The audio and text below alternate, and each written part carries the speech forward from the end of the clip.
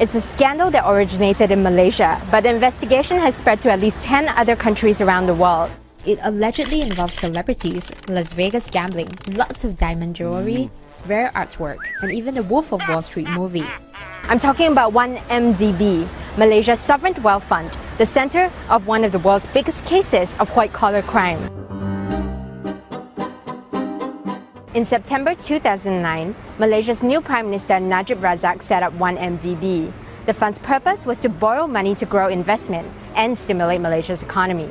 Unlike most sovereign wealth funds, Malaysia didn't start with a huge pile of cash. It had to raise money through things like bond sales and joint ventures. And it was through 3 of these business deals that the scandal unfolded. Unfortunately, sadly, tragically, a number of corrupt 1MDB officials treated this public trust as a personal bank account. Investigators say at least 4.5 billion was misappropriated from 1MDB, when money landed in various Swiss and Singaporean bank accounts, tied back to a few central characters. I know, it's complicated. So complex that one Malaysian nonprofit designed this board game to help people come to grips with how the money was spent. Many of the assets you see here are actual assets listed in that report. They even made figurines of the key characters named in the Department of Justice report. So, who are they? Malaysian Official 1 is mentioned more than 30 times in the Department of Justice report, but never referred to by name. The official is widely believed to be Malaysian Prime Minister Najib Razak, but Mr. Najib has denied any wrongdoing. The 1MDB case began to make international headlines in July 2015, after the Wall Street Journal reported it had seen a paper trail tracing 680 million from 1MDB into Mr. Najib's personal bank accounts. Malaysia's Attorney General cleared Mr. Najib of wrongdoing, saying the 680 million was a legal donation from Saudi Arabia, and most of it was returned. But the Department of Justice says nearly 30 million in 1MDB funds was used to buy jewelry for Malaysian Official 1's wife, including a rare 22-carat pink diamond set in a necklace, which cost 27.3 million alone. In the face of intense criticism, Mr. Najib removed his critics, including his Deputy Prime Minister. He also replaced the Attorney General, who had been investigating 1MDB. Another key player in the 1MDB saga is Joe Low, who is named in the Department of Justice report. His whereabouts are currently unknown. Low, whose real name is Low Tik Joe, has no formal position within 1MDB. I found politics to be very interesting. But he's known to be a longtime friend of the Malaysian Prime Minister's stepson, Riza Aziz. US investigations have pinpointed Mr. Low as having a significant role in the fund's creation and brokering 1MDB's major business deals, which may be why he's alleged to have gotten a lion's share of 1MDB funds.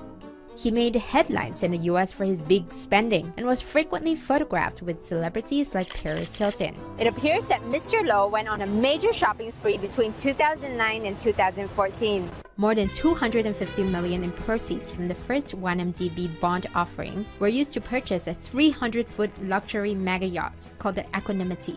Mr. Low bought lots of real estate in New York City and Beverly Hills, including a penthouse which was once home to Jay-Z and Beyonce, for 30.6 million. Then there were the casinos. The Department of Justice says more than 25 million was wired to Caesar's Palace and the Venetian in Las Vegas, where several individuals gambled on his account. He also purchased about $200 million worth of jewelry, using funds traced to 1MDB and a Deutsche Bank loan. About 8 million of that jewelry went to Australian model Miranda Kerr.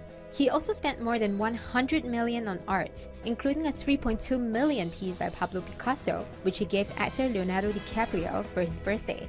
Both Leonardo DiCaprio and Miranda Kerr have returned their gifts to the Department of Justice. Riza Aziz, stepson of the Malaysian Prime Minister, had more than 200 million funneled to his personal bank account, according to prosecutors. With that money, Mr. Aziz purchased things like an original Wizard of Oz movie poster from 1939 for a cool $75,000, and nearly 100 million worth of real estate in the UK and US. But a significant portion of the money was sent to Red Granite Pictures, a Hollywood company run by Mr. Aziz. Red Granite financed films like Dumb and Dumber 2, Daddy's Home, and of course, the Oscar-nominated Wolf of Wall Street.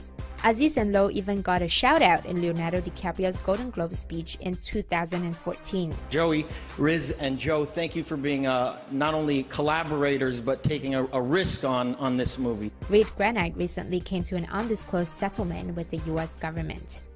The Department of Justice is trying to seize all of these assets and more, worth $540 million in total. This is because it says misappropriated funds were used to purchase them. In response to US actions, the Malaysian government said that the Department of Justice never sought this cooperation. In October, Malaysia's Attorney General asked Malaysian police to reopen the investigation into 1MDB. Malaysia's general elections will likely be held this year, and it's clear that the 1MDB debacle is the elephant in the room.